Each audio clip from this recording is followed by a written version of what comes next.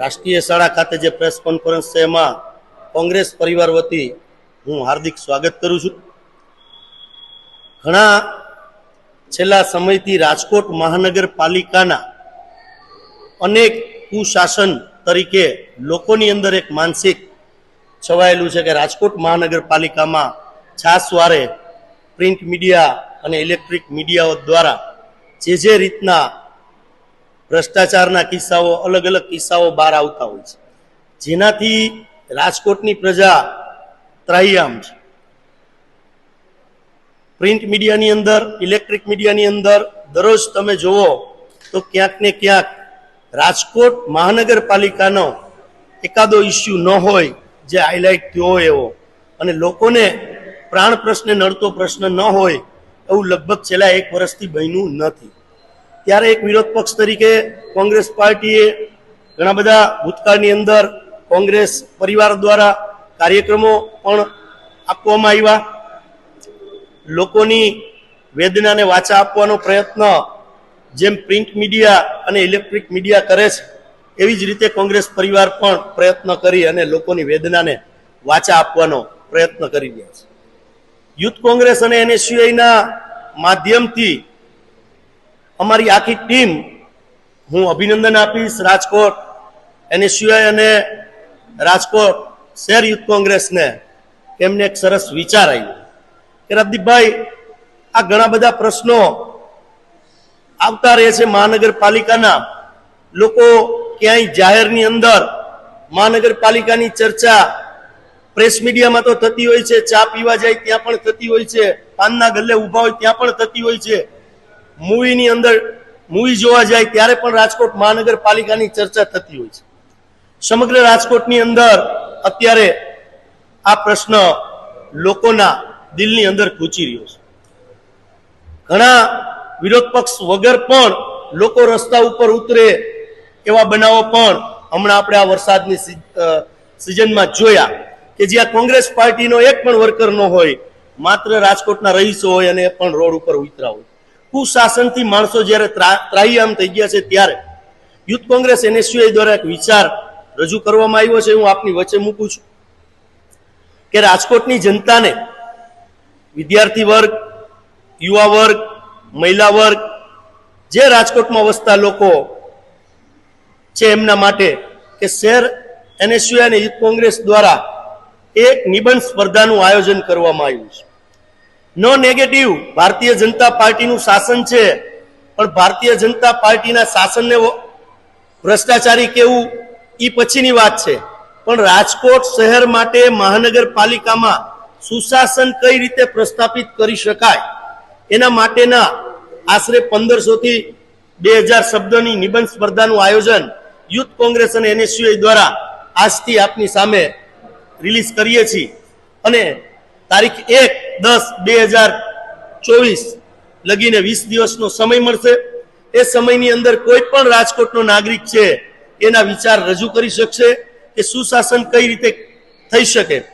અને જે એ બધા નિબંધો યુથ કોંગ્રેસ અને NSUI પાસે આવશે એની અંદર એક તજજ્ઞની કમિટી બનાવવામાં આવશે. એ કમિટીમાંથી પહેલો નંબર, બીજો નંબર અને ત્રીજો નંબર, પ્રથમ ઇનામ છે એ 51,000નું ઇનામ યુથ કોંગ્રેસ અને NSUI દ્વારા આપવામાં આવશે. બીજું જે ઇનામ છે એ 21,000 રૂપિયા આપવામાં આવશે. ત્રીજું ઇનામ છે એ 11,000 રૂપિયા આપવામાં આવશે. અને જે લોકો પાર્ટિસિપેટ આની અંદર કરશે એને યુથ કોંગ્રેસ અને NSUI નું એક સર્ટિફિકેટ આપવામાં આવશે કે જે લોકોની વેદના છે એને વાચા આપવાનો નિબંધ સ્પર્ધા તરીકે યુથ કોંગ્રેસ અને NSUI કાર્યક્રમ કર્યો છે. એની અંદર કોઈ છે એ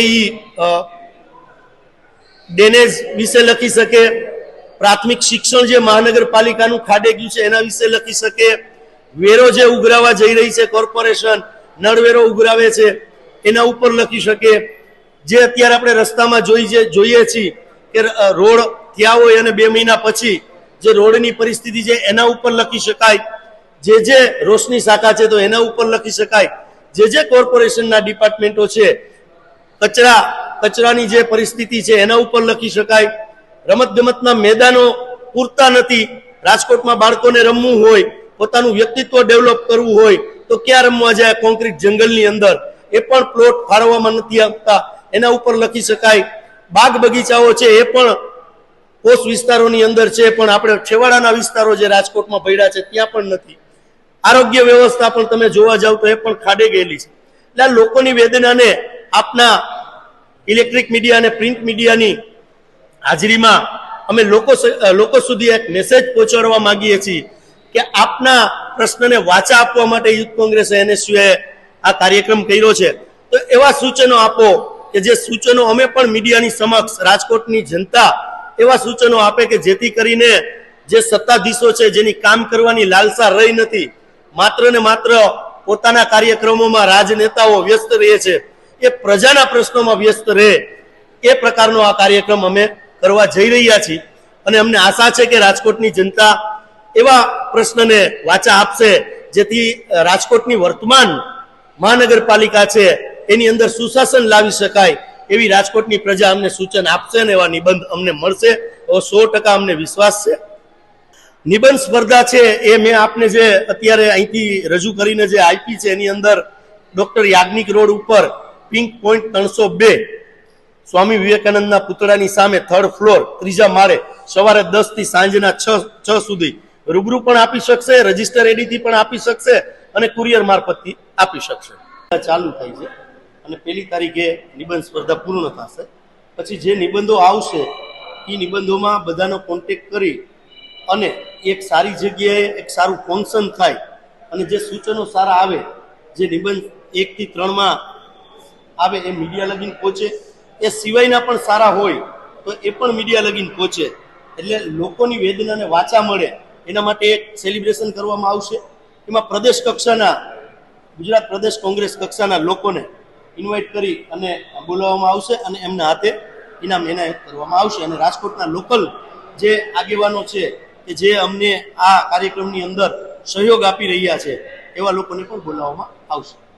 જે આજે રાજકોટ શહેર યુવક કોંગ્રેસ અને NSUI દ્વારા જે નિબંધ સ્પર્ધાનું લોન્ચિંગ કરવામાં આવ્યું છે અને જે ભ્રષ્ટાચારનું ઘર બની ગયેલું રાજકોટ મહાનગરપાલિકા કે છેલ્લા ઘણા સમયથી આમાં દિવસે ને દિવસે ભ્રષ્ટાચારો ખુલતા જાય છે, ત્યારે જે આજે નિબંધ સ્પર્ધાનું આયોજન કરવામાં આવ્યું છે, આ નિબંધ સ્પર્ધામાં ક્યાંક વિદ્યાર્થીઓ પણ આ ભ્રષ્ટાચારનો ભોગ એ ભૂતકાળમાં બની ગયેલા છે અને અત્યારે ભવિષ્યમાં પણ એ ભ્રષ્ટાચારનો ભોગ બનવાના છે.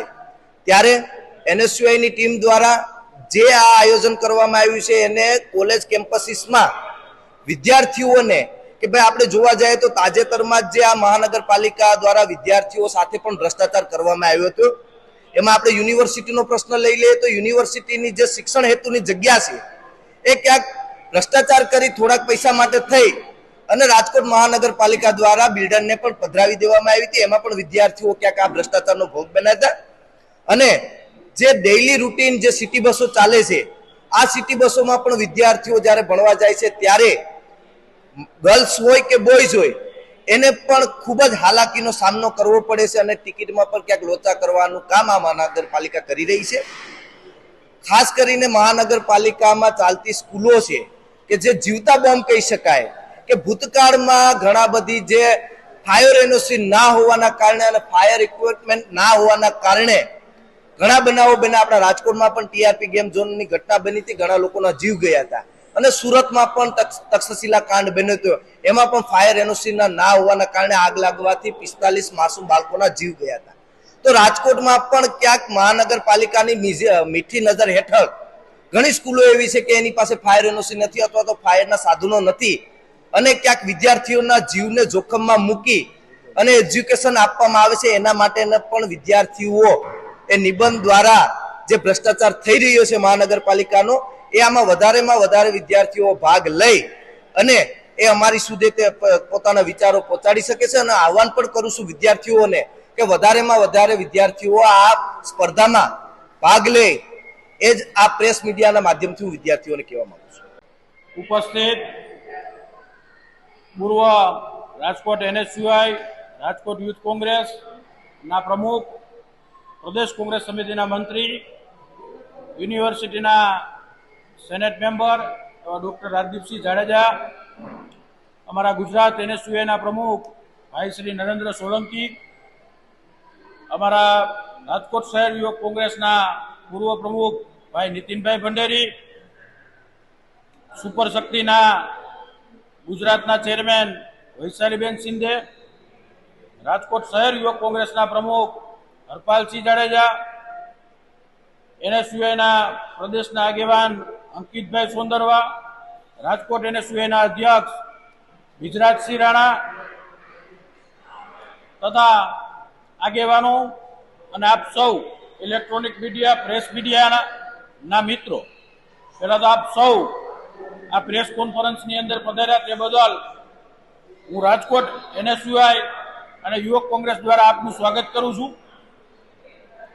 રાજકોટના પ્રાણ પ્રશ્ને આજની એક અગત્યની પ્રેસ કોન્ફરન્સમાં હવે હું વિનંતી કરીશ ડોક્ટર રાજદીપસિંહ જાડેજાને કે આ પ્રેસ કોન્ફરન્સને સંબોધ. રાજદીપસિંહ શકશો? રાજકોટના ડામર રોડ જે બને છે એની અંદર થરની માથે થર કરવા બને અને એની જગ્યાએ તમારું જે રાજકોટના જનતાના જે મકાનો રહ્યા એ ક્યાંક ને ક્યાંક નીચા થતા, એટલે એની જે ચોક્કસ સરકારની ગાઈડલાઈન છે કે તમારે આટલા ફૂટનો રોડ હોવો જોઈએ, આટલા ફૂટને ખોદવાનો અને ત્યારબાદ રોડ કરવાનો, એ પણ ફોલો નથી થતું, એટલે એની ઉપર પણ લખી શકાશે. હવે હું અમારા મહિલા સુપર શક્તિના ચેરમેન બેન શ્રી વૈશાલીબેનને કહીશ કે મહિલાઓને અને રાજકોટના વિદ્યાર્થીનીઓને કઈ રીતના આપણે આ અભિયાનમાં ભાગીદાર બનાવીશું. ખાસ કરીને હું આપ સૌના માધ્યમથી બહેનોને વિનંતી કરવા માંગીશ કે પ્રશ્નો ઘણા બધા છે અને પ્રશ્નોનું નિરાકરણ આવવું પણ જરૂરી છે, એટલે વધુ ને વધુ બહેનો પણ આમાં પાર્ટિસિપેટ કરે એ મારી આપ સૌને વિનંતી છે અને આપને આહવાન કરી રહી છું કે તમે આમાં પાર્ટિસિપેટ કરો અને સુશાંતિ આપણે સ્થાપિત કરી શકીએ એના માટે એક ભાગરૂપ થઈએ. અને આના માટે થઈને આપણે સ્કૂલ છે, કોલેજ છે, પછી એરિયા છે કે મહિલા કોલેજો છે, એમાં પણ અમે બહેનોને આહવાન કરીએ છીએ કે આપ આવો અને આમાં પાર્ટિસિપેટ કરો. Thank you.